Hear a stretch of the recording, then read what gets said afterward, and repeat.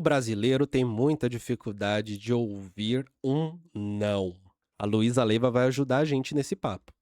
Gente, vocês também sentem que o brasileiro tem uma enorme dificuldade de ouvir um não? Não é suficiente que você tenha uma opinião pessoal de uma coisa que você não quer fazer, de um projeto que você não quer tocar, de um evento que você não quer ir, que você não quer participar, por vontade própria, sabe? Tipo, independente dos seus motivos, você não quer uma coisa, você leva isso pro outro. Então aí chega na pessoa e fala, não, obrigado, não quero. Aí o outro vem e começa assim, nossa, mas por que não? Precisa de 3 páginas de justificativa aqui pra mim. E aí você começa a falar pra pessoa, não, eu não quero porque XYZ, XYZ. Aí a pessoa vira e fala assim pra você, mas aí eu consigo resolver o X, o Y, o Z e o W, vamos?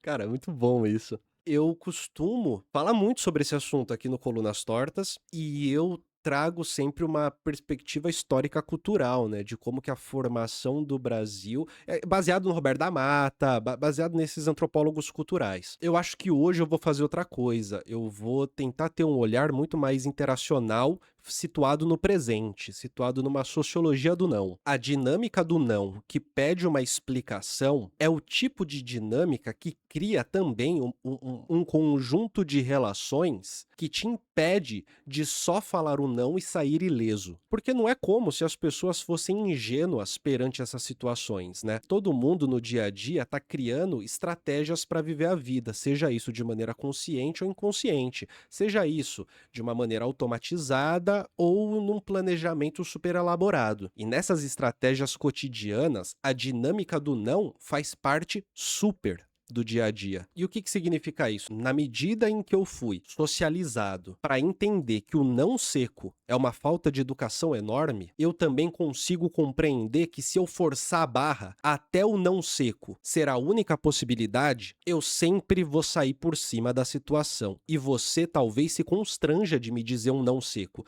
porque assim como eu, você também sabe que esse não seco é uma extrema falta de educação, uma grosseria. A possibilidade de forçar a barra até eu conseguir o sim. Como se o sim fosse algo a ser conquistado e não cedido. E tem uma diferença muito grande na conquista e na concessão. Um sim, ele é concedido. Ele não é conquistado. Quem diz o sim tem a vontade de falar o sim, ou pelo menos deveria ter. Não é vencido pelo cansaço. Quando é uma situação de ser vencido pelo cansaço, a minha dúvida é: qual é a satisfação de conseguir um sim que não foi concedido, mas que foi conquistado? Qual é o prazer de eu sair com alguém, por exemplo, dar um rolê com alguém que eu quero muito ser amigo, mas que essa pessoa não tá afim de ser minha amiga, e eu precisei insistir até conseguir esse sim? Será que tem um prazer nisso? Tipo assim, o brasileiro tenta convencer a qualquer momento com todas as coisas, isso me irrita. Cada vez mais eu venho passando por isso, assim, no meu trabalho, de aparecerem propostas, projetos que pra mim não servem mais, é uma coisa que eu não faço mais.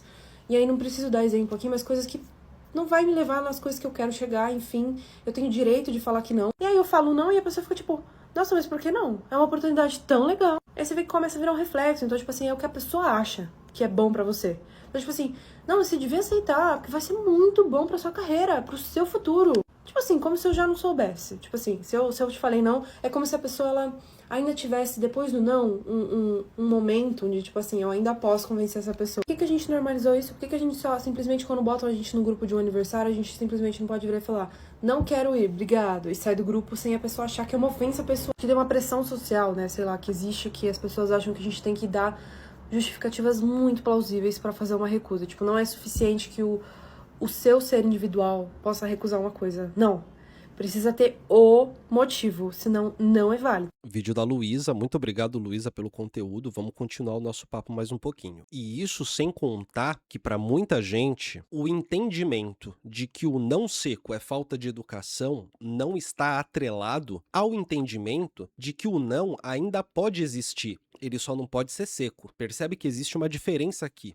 Existe uma diferença entre uma ética de convivência, uma etiqueta verbal, em que o não seco é falta de educação, mas o não ainda pode existir. Então você me chama pra ir na sua casa, em vez de falar não, tchau, eu digo pra você, putz, não vai dar, cara, eu queria muito ficar em casa hoje, tive um dia corrido. Tudo bem, você me disse um não com consideração e eu aceito de bom grado. Isso é uma coisa. Outra coisa é, putz, não vai dar, cara. Tive um dia corrido. Não, mas vem aqui, você vai relaxar aqui. Não, então eu quero ficar em casa. Mas como assim quer ficar em casa? Relaxa aqui em casa, na minha casa, vem cá. Então, é que não vai rolar, porque eu realmente quero ficar em casa hoje. Mas como assim, você não gosta de mim? Esse é o tipo de interação que a única negação que será realmente entendida como uma negação é o não seco. E perceba, de novo, este não seco não deixa de ser considerado falta de educação só porque ele é a única possibilidade em uma interação em que o outro não reconhece o não e não aceita esse tipo de rejeição cotidiana. O resultado disso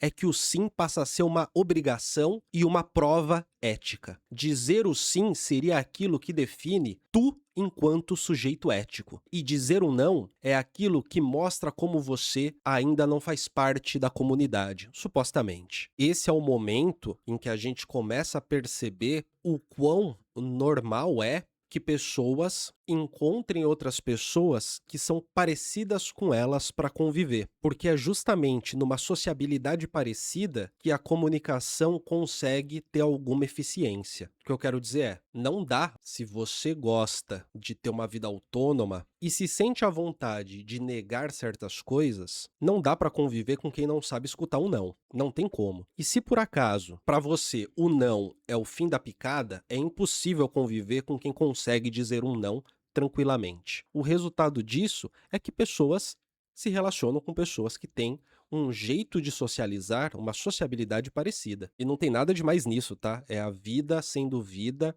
e as pessoas construindo em torno de si relações que podem ser saudáveis para elas próprias, que podem trazer uma satisfação, uma segurança, que podem fazer com que elas se sintam legítimas no espaço em que elas estão.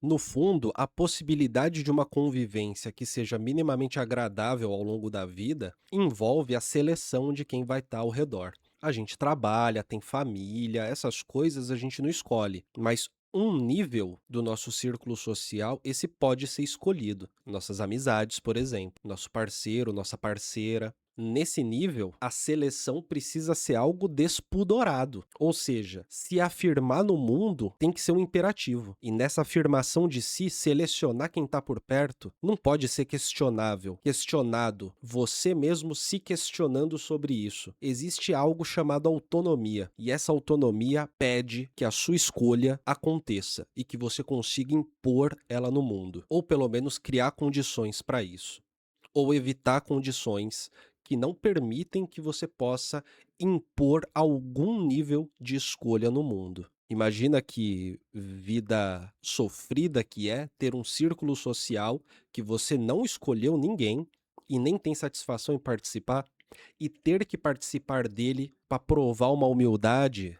Olha só como eu falo com gente diferente de mim e tá lá você se ferrando em relações que são muito difíceis de sustentar, que pedem uma energia gigante de você e nenhuma energia dos outros, porque eles sim estão integrados a uma sociabilidade específica que talvez você não esteja. Tá bom, minha gente? Deixa o seu comentário, me diz, você costuma falar não pras pessoas, um não seco, ou você costuma dar uma justificativa? Não tem resposta errada, né? Dar um não seco ou dar uma justificativa, os dois entram muito bem no dia a dia de qualquer pessoa. Deixa o like no vídeo, se inscreve no Colunas Tortas e até a próxima.